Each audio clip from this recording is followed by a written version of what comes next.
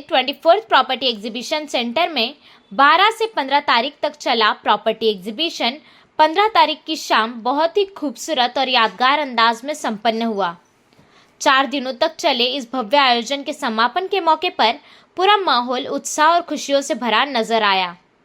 एक और जहां बिल्डर्स के चेहरों पर संतोष और सफलता की मुस्कान थी, वहीं दूसरी ओर बायर्स भी खुशी खुशी अपनी पसंदीदा प्रॉपर्टी चुनते नजर आए। इसी एग्जीबिशन में नवी मुंबई और एमएमआर के कई नामचीन बिल्डर्स ने हिस्सा लिया, लेकिन ईवी होम्स का पवेलियन लोगों के बीच खास आकर्षण का केंद्र बना रहा। ईवी होम्स के पवेलियन की सबसे खास बात रही उनका नवी मुंबई में 25 दिसंबर को टेक ऑफ करने वाली फ्लाइट वाला थीम। इसी थीम को ध्यान में रखते हुए ईवी होम्स ने पूरे एग्जीबिशन में एयरप्लेन का शानदार मॉडल तैयार किया, जिसके जरिए बायर्स को यह एहसास दिलाया गया कि ये नवी मुंबई है और नवी मुंबई अब टेक ऑफ कर रही है ईवी होम्स के साथ। इस 4 दिवसीय एग्जीबिशन के दौरान बिल्डर्स ने करोड़ों रुपए का व्यवसाय किया, जबकि हजारों की संख्या में इंक्वायरीज भी दर्ज की गई। कई बायर्स ने मौके पर ही टोकन अमाउंट देकर बुकिंग भी कराई। इसी समापन मौके पर मीडिया से बातचीत करते हुए ईवी होम्स के डायरेक्टर मिस्टर विक्की थॉमस ने इस एग्जीबिशन को रियल एस्टेट सेक्टर के लिए बेहद सकारात्मक और सफल बताया। आइए सुनते हैं ईवी होम्स के डायरेक्टर मिस्टर विक्की थॉमस ने क्या कहा। इस बार का जो प्रॉपर्टी एक्सीबिशन हुआ है, ये प्रॉपर्टी एक्सीबिशन में मेरे ख्याल से हमारा जो टारगेट था कि 150 करोड़ का हम लोग सेल करेंगे, करीबन उसके नज़दीक तक हमारा कन्वर्शंस हुआ है। एंड ये कन्वर्शन जो हुआ है ये चलते रहेगा, अगले 1 महीने तक इसका इम्पैक्ट रहेगा।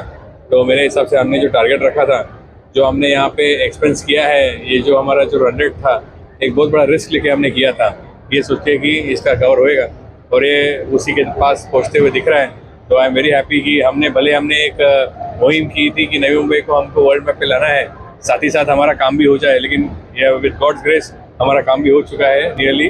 और मुझे ऐसा लग रहा है कि ऐसे रिस्क टेकिंग कैपेसिटी और भी लोग भी अभी चालू करेंगे हमारे सक्सेस को देख के, और मुझे लगता है अगले बार इससे भी बहुत ही बढ़िया एक एक्सीबिशन आपको देखने मिलेगा। सी हमने पहले हमारा मन बना दिया था कि बुकिंग हुए, सेल्स हुए, वो एक बार एक साइड में, लेकिन लोग जो आ रहे हैं हमारे पास, उनको एक सेटिस्फैक्शन होनी चाहिए, उनको खुशी होनी चाहिए। एंड साथ ही साथ नई मुंबई के लोग और मुंबई के लोग जो भी यहाँ पे आ रहे हैं, उनको याद रहना चाहिए हमने सन 2025 में क्या किया था यहाँ पे। मतलब एक डेवलपर ने यहाँ पे प्लेन खड़ा किया, ये एक बड़ी बात है। ये लोगों के मन में सालों साल के लिए रह जाएगी। इवन 10 साल के बाद भी ये याद रहेगा कि यहाँ पे एक प्लेन खड़ा हो गया था इन द रिमेम्बरेंस कि दिसंबर 25 को 2025 में दिसंबर 25 को यहाँ से प्लेन उड़ने वाला है नई मुंबई इंटरनेशनल एयरपोर्ट से, और वो प्लेन हमने यहाँ पे खड़ा किया है। तो ये लोगों को 15 साल के बाद भी याद रहेगी। और this has taken us to a different level. यहाँ पे लोग आ रहे हैं, वी आर वेरी हैप्पी। हमने उनके लिए खान पान की व्यवस्था की है, एंटरटेनमेंट की व्यवस्था रखी है, और ये जो एक हवाई जहाज में आने की एक और बैठने की एक सुविधा बनाई है, इससे काफ़ी लोग जो कॉमन मैन है उनको काफ़ी अच्छा लग रहा है, और काफ़ी उनके मन में भी एक इच्छा जाग रही है कि हमको इस ग्रोथ स्टोरी में का हिस्सा बनना है। तो ये ग्रोथ स्टोरी में उनको भी हमने इनवाइट किया है। एंड गॉड ब्लेस, जय हिंद, जय महाराष्ट्र। तो हमने पिछले बार आपको याद होगा, हमने एक जहाज बनाया था, और वो जहाज हमने इसके लिए बनाया था क्योंकि MTHL तभी जस्ट इनॉग्रेट हुआ था, एंड वाटरवेज के ऊपर, एंड ये जो रोड ब्रिज बनाया, और bridge over the road, the longest water bridge in entire India, ये एक इसके एक प्रतीक के लिए और इसके एक आइकॉनिक रिमेम्बरेंस के लिए हमने वो जहाज बनाया था, जो लास्ट टाइम हमने बनाया था। तो तभी हमने सोच लिया था कि अगले साल का थीम क्या होगा, और अभी हम ऑलरेडी सोच चुके हैं कि अगले साल का थीम क्या होगा, वो भी हमने सोच चुके हैं। तो अभी हम लोग एक पोल करने वाले हैं लोगों को गेस करने के लिए।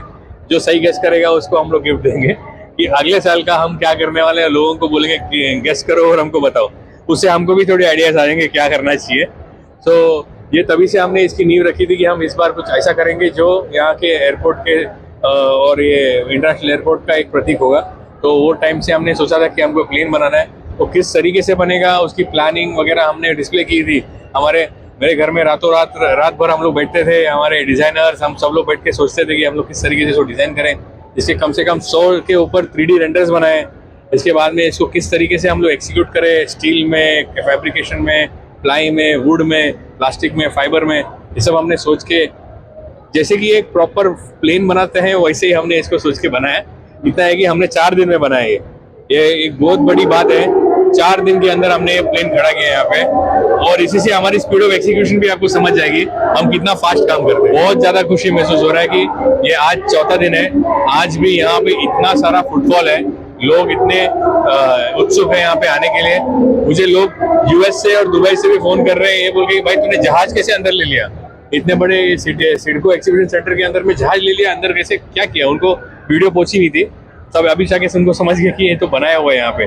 तो अगर 4 दिन के अंदर में हम इतना लाइफ साइज जहाज बना सकते हैं तो हम तो बिल्डिंग पे उसकी गुंजाइश ही नहीं है कि हम क्या कर सकते हैं।